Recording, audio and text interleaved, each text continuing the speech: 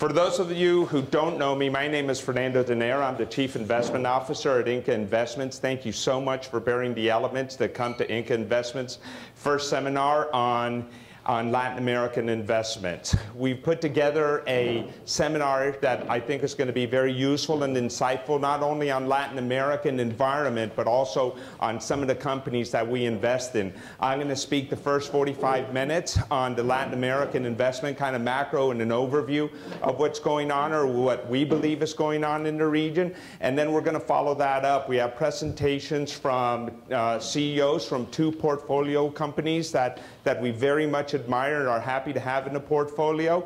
And then that's going to be followed up with presentations by 4 of our analysts on companies that are also in the portfolio. Hopefully we'll have time at the end of each session to have some questions and answers, but if we don't, you'll have an opportunity to ask some questions during the break.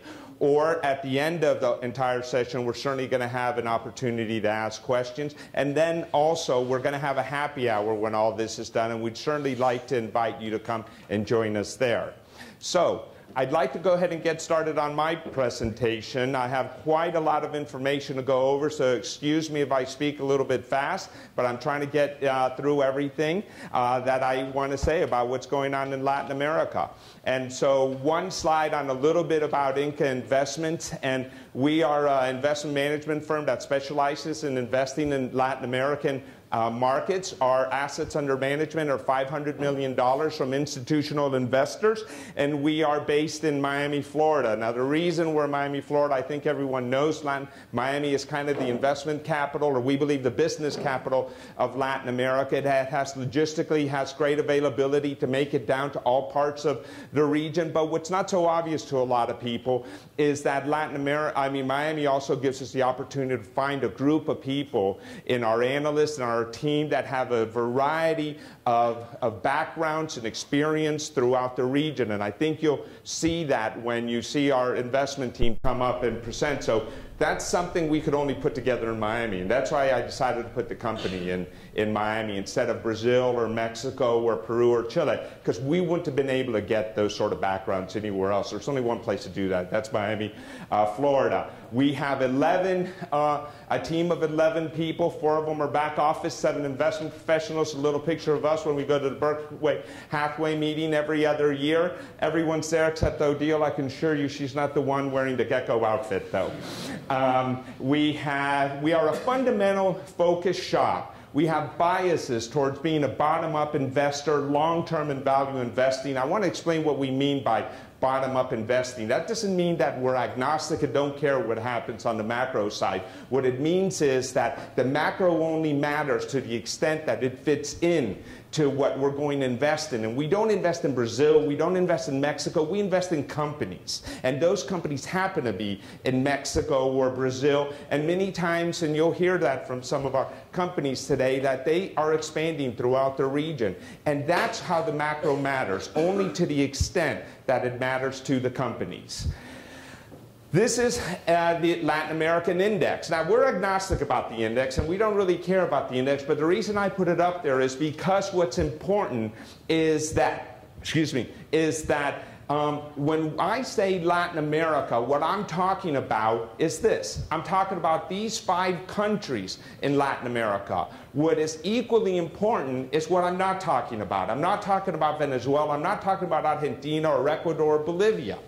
These are countries that garner a lot of the headlines in Latin America, but they're not really representative of the countries that we invest in. So it's very important when I talk about Latin America, these are the countries I'm talking about. And when I say Latin American growth or GDP, we've weighted it for this opportunity set that we have. So that is the index and how we describe Latin America.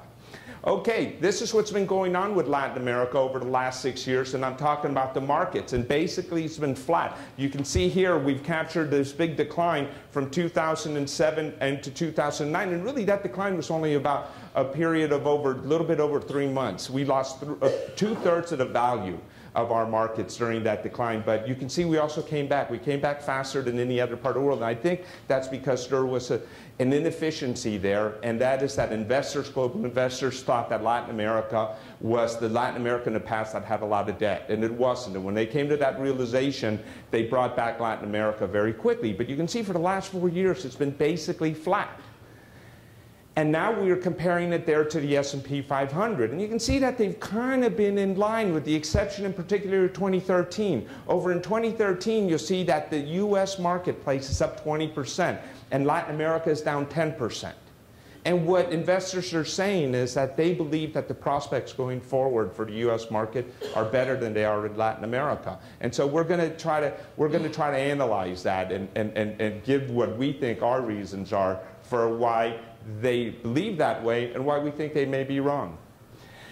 This is, first of all, let's look at the growth for the last 6 years. In the last 6 years, you can see growth in the United States has been less than 1% on an annualized basis. It's been 0.09%, 90 basis points. And in Latin America, it's been 3.3% during a very difficult time that includes 2008, which is a negative environment throughout the world, including Latin America. So, at least historically, Latin America has been doing pretty well for the last 6 years over the same time period. And perhaps more importantly is about the quality of that GDP growth rate. And you can see what we've done here is what those percentages are, how much debt went up after the Great Recession. Okay, so you can see what happened with these countries, which are some developed and some of the most indebted countries around the world. They increased their debt significantly. So in the case of let's take United States, their debt has gone up 40% since that time. Okay, and if you look at the Latin American countries, there's been very little increase in debt. So we've been able to outdistance most of these countries on GDP growth without stimulating our economies. And the result is even an exacerbation of what happened before then. And that is, we were a low debt part of the world then, and we're now, relatively speaking, an even lower debt part of the world now. And so a lot of people think of Latin America, they think of debt, but that's old Latin America. That's not the Latin America that we have right now. And you can see how low the debt is right there. And indeed, you can see a couple countries, Chile and Peru and Colombia, they actually decreased their debt since that time. Next thing I want to point out is foreign direct investment, which is called the smart money. Why is it called the smart money? It's called the smart money because this is companies that invest for a long time frame in Latin America, and they're investing $50, $100, $150 million or more sometimes, and they're doing it for a long period of time because you, unlike portfolio investors, you can't put up a factory and all of a sudden decide that you're going to move it. That money, which is considered the smart money, has been increasing significantly in the last 6 years. Indeed, from $57 billion we saw coming into the country in 2006, it's tripled. So they see opportunity, which is different than what the portfolio investors that are in the red line are telling you. They're seeing something completely different than what the foreign direct investors are seeing. And so let's think about the future. Well, what are the expectations going forward? These are Bloomberg consensus numbers for the United States. It's 2.4%, so it's certainly expected to increase.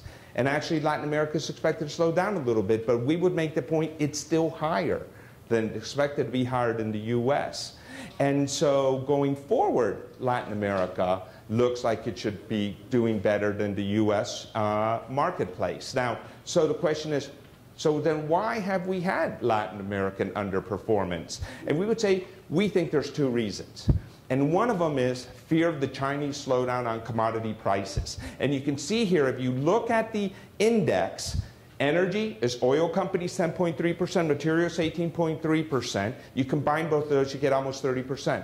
30% of the index is in commodity companies, because materials are mining companies, energy are oil companies. So 30% of the index is in commodity companies. So if you're investing in an ETF or the index, you're for sure getting 30% exposure to those commodity companies. Now, the number two reason we believe is because the Brazilian market has been underperforming. And we think that's had a big impact on Latin America. It is the biggest market. You can see 55.7% of our index is in Brazil. And we think a lot of people generically kind of use Brazil to invest in Latin America, and we would argue that there's very big differences between the countries, but nevertheless Brazil is important. So we're going to address these two issues. Okay, so the first one is, how important are actually commodities to Latin America? And the first part here, exports a percentage of GDP, the first column, we've taken the countries, and the average is 20%. 20% or exports equal 20% of GDP in Latin America. So the first thing you should realize is that that's a very low percentage. That's a very low percentage compared to a country like South Korea that's 60, 70%, or even Hungary. You get into the Hong Kongs and Singapores, you're in double their GDP almost in just the export side of the equation. So what we're saying is, if it's low on exports, then what drives Latin America? What's the important part of their GDP? It's two things. It's investments, things such as FDI, and it's domestic consumption. Okay, so the next part is, now what about these total exports, how much of them are commodities? About half. Okay, so Latin America, to the extent it exports, a lot of it is commodity based, or half of it is commodity based. You multiply the two and you get 10%. So 10% of Latin American GDP is based on commodities. Remember what the index had? The index had 30%. What does that mean? If you're investing in ETFs, you're investing in the index, you're not really investing in something that's reflective of Latin America's economy. Okay, you're overweighted to compare to its GDP in the commodity side of the equation. Now, China. What does China affect when it comes to the commodity markets? Because it affects some commodities more than others. It's the second largest economy in the world right now, so certainly it has an effect on all commodities, but on some of them, just what you would expect from the size country, and that is like oil. But when it comes to certain commodities, namely iron ore and copper, they account for over 50% of the trading. So yes, China matters to those particular commodities. So we broke out the 5 most important exports for each country. And you can see for Brazil, iron ore. It's important, but it's 1.8% of their GDP. Peru, copper, 2.1% of their GDP. And now where it gets kind of big is with Chile. 14 points, the Chilean economy, 14.7% of it is related to copper. So that's certainly important. And also, we know there are ramifications to the commodity side that extend beyond those percentages. But so what we'd like to say is that while China matters, it doesn't matter as much as you think. First of all, we're domestically oriented. We're not export oriented. And secondarily, the specific exports are only a fraction of the entire exports, commodity exports that we have. And one thing about Chile, they're the one country that has taken, during the boom times of these commodities, and they put away some of it. And it's going to help them because they have about 7% in a fund to help them get through any period where commodity prices are below average. So they've done a good job. Peru has also started doing that. A little bit about commodity price weakness, and that is that we would make the argument that perhaps this slowdown in China, that effect's already priced into the Latin American markets, and maybe it's overly priced in. So what we see here is very long term periods. So you can see what happens is commodities were relatively flat for a long time. And that's very normal. You can get statistics on this for going back to the 1850s. So what happens with commodities? Long 2 or 3 decades, a flat period. What happens during that time? Producers stop adding capacity. Why would they if they can't make money? Because prices are flat for such a long time. They don't keep up with inflation. And then all of a sudden, when production is very low, you get a new demand factor. In this case, it was China. And what happens is you have a boom. And that's what you see. And it peaks and it usually stabilizes, but it doesn't go down to the original level. So commodities tend to grow in very long step-like fashions. And we would argue that it is possible that the shift has already happened in commodities. And remember, even though China starts backing away, we're starting to have global growth outside of China. So it could very well be that the commodity side, and we don't know, we don't think anybody knows, but we think it may be overpriced into the Latin American markets. Now, we're going to talk about Brazil. This is the cover of the Economist in November 2009, and you see Corcovado there, which is the Chrysler Redeemer, and it's taken off. It's taken off like a missile. The Brazilian economy has no limits. And so what do we see lately? A couple of weeks ago, they came out with a new, they didn't make it the cover, but it was an article on there. Just a couple of weeks ago, and now that same Corcovado is coming down like a North Korean missile. And what is the article? Has Brazil blown it? Okay, so we're going to talk about that. Please come on in and have a seat. So first of all, a little bit about Brazilian economic growth. They had their boom years from 2004 to 2010, 4.4% annual growth. And if you take out this 2009, where it's slightly negative, they had over 5.3% annual growth. That's very good growth for any Latin American country. And when you get to 5%, your country is developing and your country is improving. Now, the slowdown, though, has been 1.4% annual growth. It's expected to grow about 2% this year in 2013. And the market during the last 3 years is down 30%. And that's largely what's been anchoring down the Latin American market. Now, so how did we go from the growth to the decline? So first, let's talk about the Brazilian boom. Why did it happen? We think it's because they benefited from commodity prices. Again, it's a factor. Commodities help, but it's not the only factor, and it's not even the most important factor, we would argue, but it helped them. But perhaps more importantly, they got rid of hyperinflation, the real was strengthening, their wages were going up, and they increased consumption a lot by increasing the debt. And so here's a chart of the hyperinflation environment, historical of Brazil. And you can see, not that long ago, 20 years ago, Brazil was having 2,000 plus inflation. And then what happens in 1994? Fernando Cardoso implements the Real Plan and really starts doing a good job fighting inflation. Now, it didn't go down to zero, but that's what it looks like when you have these hyperinflation numbers. So we took a closer snapshot, and we showed the inflation here on a smaller scale since 1996. And so you can see it's coming down, but it doesn't stay down. It doesn't continue going down like it did in most Latin American countries. And that's because Brazil has not been able to get rid of all of its inflationary problems. And so you can see there are, on the right side, are the inflation numbers for the other countries. They've been low, and they stayed low, allowing them to keep interest rates considerably lower than Brazil. Brazilian interest rate is 9% and expected to head higher. So that's a problem for them that they have to deal with because they have not had enough reforms or modernized their economy. Their interest rates are going up. But a country like Peru is probably going to be lowering their interest rates. A company like Chile has plenty of room to lower their interest rates. These countries, the other countries, do not have the same sort of inflationary problems that Brazil does. The other thing that happened is rising wages. So here we see rising wages, and that is on the blue line. And you can see from 200 reais per month, they go up to triple that, basically. So wages in the last decade have been going up about 13% per year. And at the same time, in the red line, you can see the real really strengthening, 55% appreciation. It's been weakening a little bit, but over long-term time frames, it's been very strong. This is great. This helps consumption. You have people with more buying power because they're making more money, and now their currency is stronger so that they can afford more imports.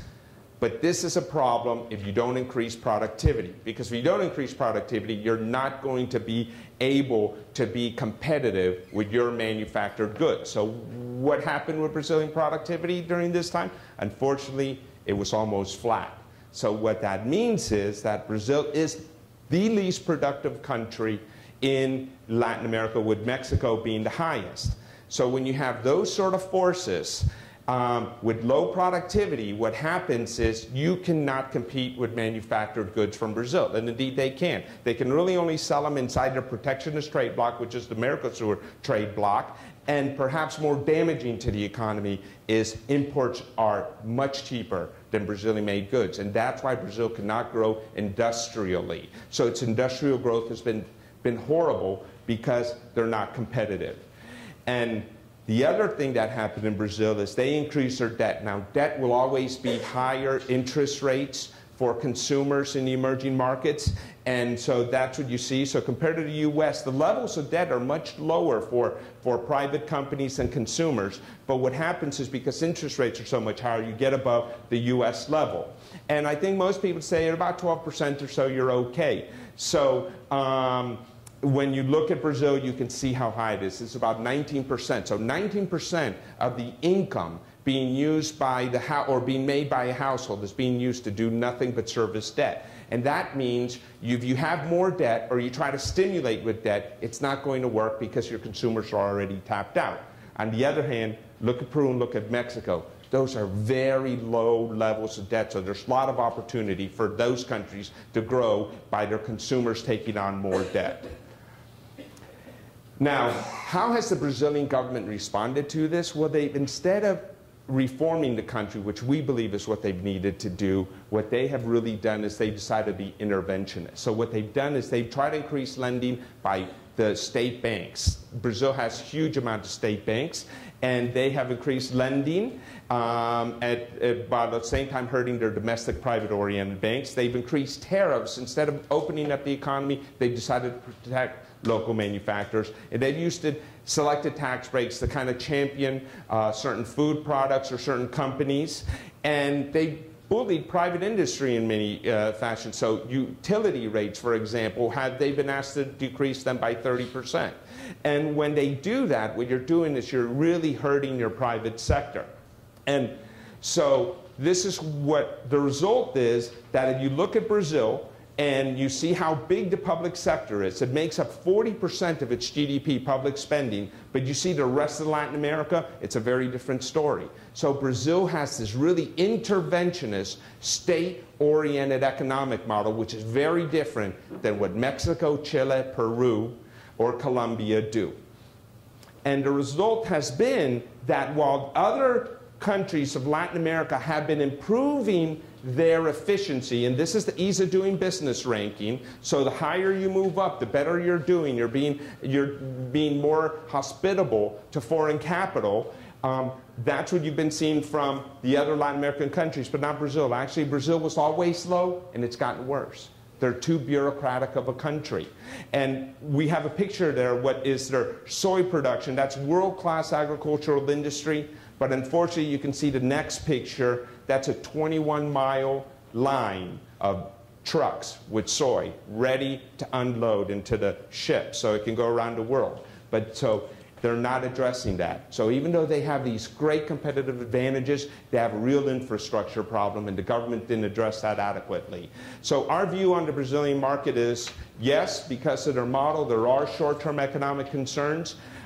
We like to avoid companies where the credit is too high, and so banks, that means, or retail companies that lend too much. We don't want companies with a lot of debt, and we don't like to invest in companies that are commodity-oriented. What we do look for companies are still, because the market has come down, and there's an opportunity to buy a great company in Brazil that has a great franchise that can withstand a weak economic environment, which we believe will be more on the short term and not long term, then we're willing to buy those type of companies. And there's still some up there, and we think that does create opportunities in Brazil. But now I'd like to focus on Mexico, which is, to us, is a very exciting story. And Mexico, and we drew the map there, and you can see that red line, and that's the border. And you can see how strategic Mexico is, not just to the US and Canada, but even to the rest of Latin America. They're very well placed. Now, historically, that hasn't always worked so well for Mexico, being the neighbor of the Colossus of the North. As you know, half of the country used to be on the other side of that red line. And that led Porfirio Diaz, one of the historical presidents of Mexico, to say, poor, poor Mexico, so close to the United States and so far from God. Well, we think now, though, that strategic positioning of Mexico is actually one of its greatest strengths, and we'll talk about that. So what happened in Mexico? Why hasn't Mexico done well in the last decade or so? You can see in 2002, Mexican GDP was actually higher than that of Brazil. And you can see now it's about half of what it was in 2012. And look at the index. When we used to invest in Latin America back in 2002, and you can see the index there, actually the Mexican marketplace took a bigger part, a bigger chunk of the index than the Brazilian one. So what happened? Well, a couple of things. In 1994, we have the NAFTA Treaty. And this is a great thing because it opened up commerce between United States and Mexico and also Canada. It created a great boom for Mexico, and you can see afterwards Mexico grew at about 5.5%. Again, this is very good growth. And then, but what happens is China decides to become an industrial powerhouse, mainly not by having their people consume, but by exporting. And when they do that, the country they hurt the most, because China comes in and starts getting market share of imports in the United States, and who does that largely come from? Mexico. This is very damaging for Mexico, especially when China is able to get lower preferential tariff trades by joining the WTO. And when they do that, that starts hurting Mexico. The same thing that was helping by boosting commodity prices, the other countries that have commodity exports, the same country was hurting Mexico by competing and taking market share of manufactured goods. The other important event is that after 70+ years of being in power, in Mexico, the PRI party, they lose. And they lose to a pro-business party called the PAN. And they have two of their presidents come in, and I think most business people were excited about that. That could create certain opportunities for Mexico to do some of the reforms they hadn't done in the past. But what happened is, even though the PAN won the presidency, they didn't win control of Congress. So the PRI set up under a strategy to really stop them from passing their reforms that the PAN wanted to enact. And so what happened is you had stalemate. You didn't have any of the reforms that Mexico needed being passed. And so this was a difficult economic period for Mexico because they're getting hurt by China, and two, they're stagnating on the political front. Now, recently, we've had a pre-president come in, Peña Nieto, came in last December, and we're going to talk a little bit about the potential for reform under his administration. Now, the reason that China was able to take away market share from Mexico was quite simply, the biggest reason was because their wages back in 2002 were 1/3 of what they were in Mexico. And Mexico could not compete with that. But what's happened is Chinese wages have been going up at 13, 14, 15% per year. And eventually, with Mexico wages being relatively flat, you can see that they've passed now on the manufacturing side. It's more expensive to manufacture something wage-wise in China than it is in Mexico. So Mexico now does not have the competitive disadvantage that it previously used to have vis-a-vis China. In addition, and this line there is the manufacturing wage ratio between China and Mexico. When it hits 1, that means wages are basically even, which is what we were showing before. But the bar graphs show market share.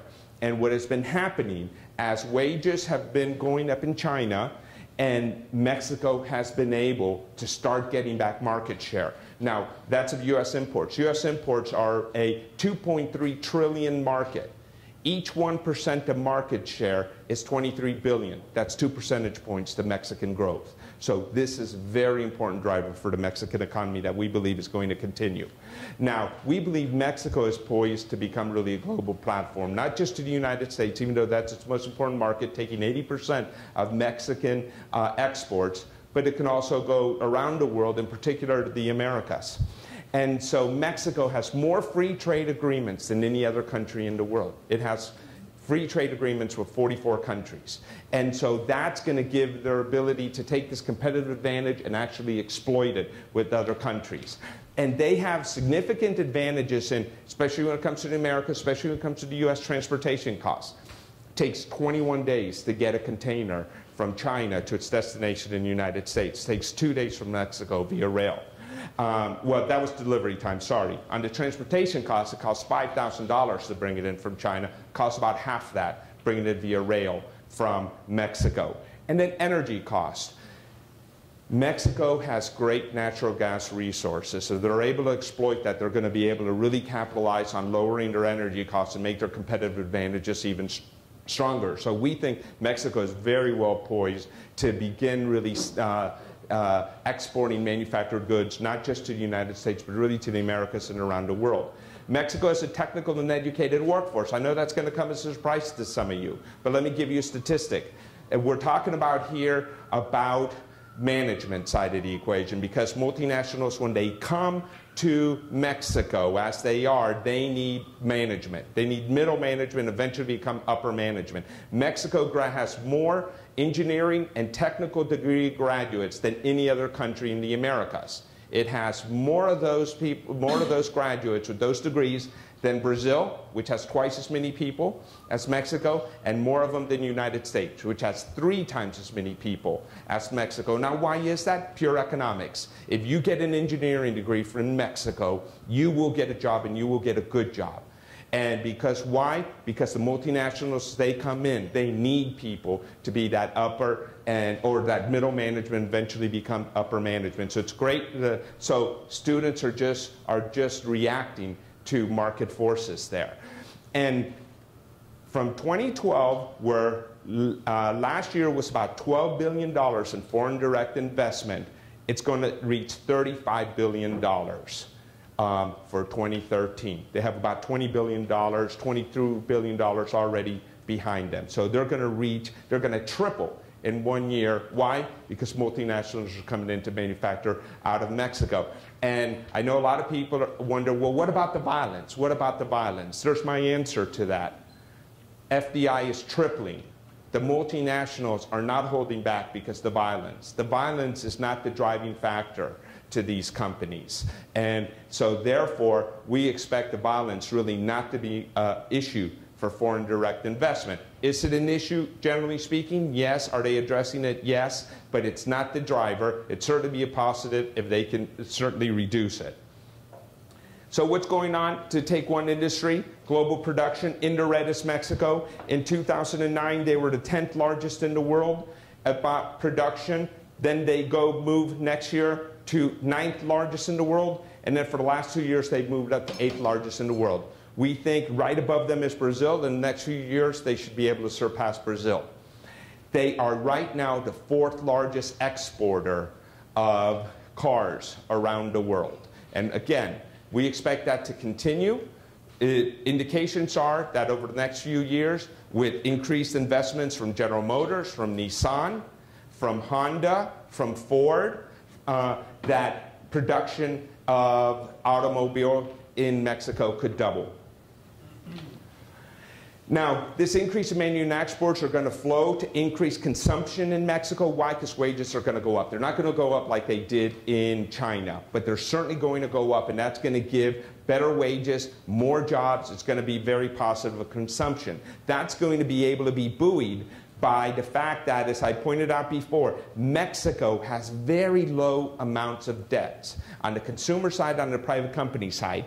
And so once these companies and individuals are feeling more positive about what's going on in the economy, you're going to see an increase. The only country in Latin America that has as low private debt is Peru. And Mexico almost has twice the GDP per capita as Peru. So there's a great opportunity to take this increase in consumption and it get levered up by consumer borrowing. The population demographics are so important for any country. I think everyone knows that the United States has a relatively older workforce, as does China, by the way. But look at Mexico. Look at where the bulge bracket is. It's getting ready to go into its consumption years. Now, I went to go see a presentation by someone who was an expert on demographics. And what he brought up was that that's what Egypt looks like. And if you don't give opportunity to the young people, what happens when they start moving up, what happens is, he said, revolution. Because it's not Egypt, he said, it's not about religious beliefs, it's not about political doctrines, it's about opportunity for young people. And if you don't give these young people an opportunity, they're going to take to the streets. And that's his argument for Egypt. But he said, if you do provide jobs for them, then you have a boom, an economic boom. So we think that that's going to be the situation with Mexico, buoyed by these great demographics combined with an economy that's picking up. It's going to be able to provide good jobs for its workforce. Now, a little bit about the new administration, the Peña Nieto administration. They're the guys in the green. They almost have a simple majority by themselves. But add the right-of-center party, the pro-business party, the PAN, add both of them on the Senate, you get 77%. And over on the Chamber of Deputies or the lower house, you're going to get 71%. So those two parties can work together on passing reforms. They have a very good chance of improving their economy through these reforms. And so we think that that's a very real possibility. They have the ability to pass these reforms. Now, what type of reforms are we talking about? The new president's been very aggressive in the list of reforms that he's been proposing. On the labor side, he wants to make it easier actually to hire and fire workers, because with better mobility of workers, through a better labor dispute process, you will have ultimately more hiring than you do right now in Mexico. Education, the teachers union has a stranglehold on K through 12 education, which is really where Mexico needs to improve. He just jailed the union leader, who everyone felt she was unstoppable. He's sending a very clear message that I want teachers to be accountable and the union not be in charge of education. So we think that's very positive. On the financial side, what he would like to do is he would like to increase the court process, the judicial process, so that banks or anyone that lends money can actually get their collateral much easier than they can today. That's very different than what we're seeing in Brazil, where the state is trying to incur more lending. What they're doing is saying, we're going to get the state out of it. We're actually going to improve the bureaucratic and reduce bureaucracy, so that way you lower costs, you can lower interest rates. Telecommunications, there's a quasi-monopoly there through Telmex and América Móvil. And so what he's trying to do is he's trying to get rid of that, because telecommunications is infrastructure, so he'd like to improve that. The fiscal side, you need to widen the tax base. Right now, the tax base for Mexico is the lowest in Latin America, only about 18%. Why? Because about 60% of Pemex's revenues, which is the state oil company, goes to supply the government budget. The problem with that is that means that Pemex doesn't have enough money to invest. So Pemex has actually been declining in their ability to produce oil. And 10 years ago, they used to put 3.8 million barrels per day. Now they're down to 3 million barrels a day. A 20% decline. They weren't able to take the advantage of the price of oil going up. And so the other thing that he's doing is he wants to increase the involvement in the private sector. And to do that, he's going to need to change the Constitution. But again, if he can work with the PAN, he'll have a sufficient number to pass that. We would say that this will all be great if he can get at least some of this done. But it's still not the driving force. We would consider that this be dessert rather than the meat and potatoes of Mexican growth.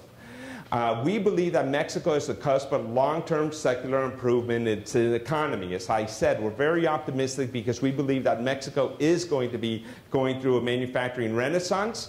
This is going to, in turn, feed an increase in consumption. It's going to be very good for the equity market because most publicly listed companies in Mexico, unlike those in other countries, are actually consumption-oriented companies.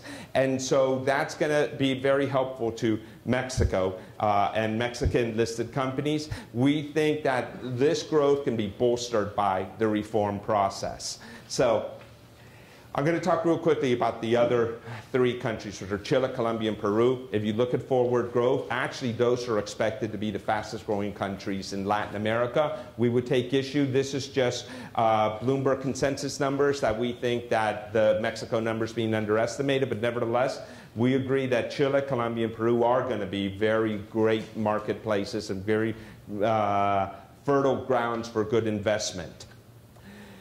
We want to make the picture that even though these countries have a little bit higher exposure to commodities, as we previously showed, we're going to try to make the point that that's not the driving factor again, and we're going to use Chile.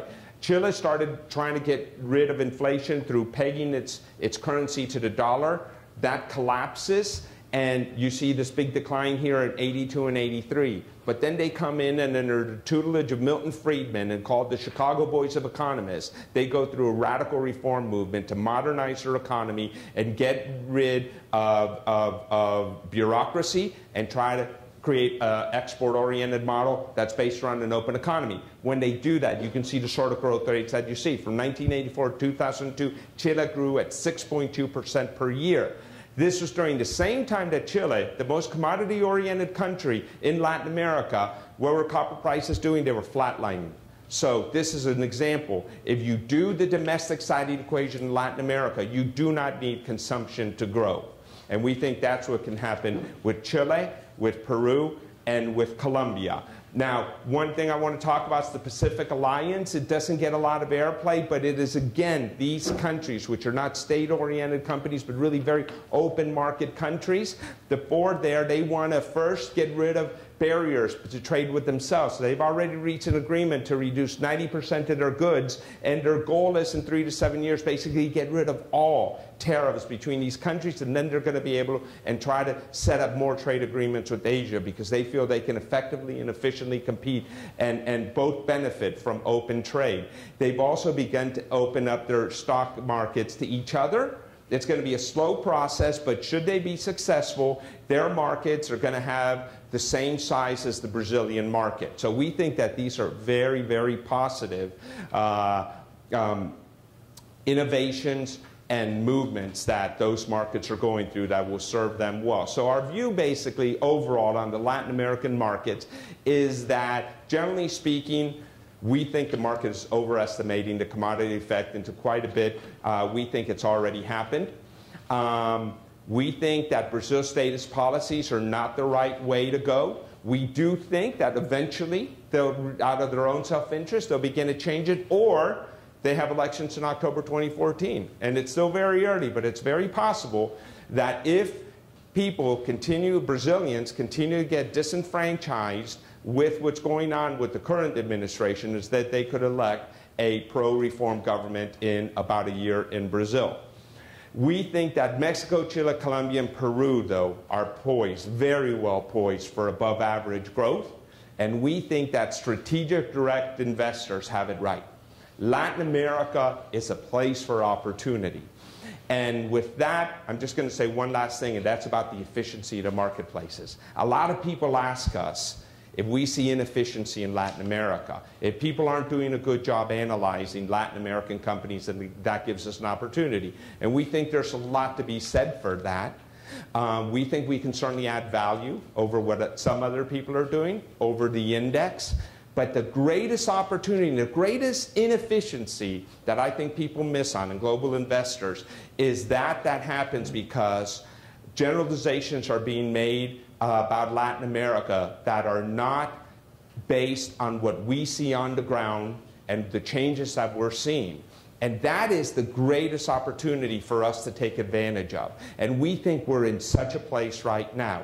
We think global markets are being inefficient in the way they're pricing Latin America, and we think that's exactly the opportunity and the time to be taking advantage of what we think is very great prospects going forward. Thank you very much.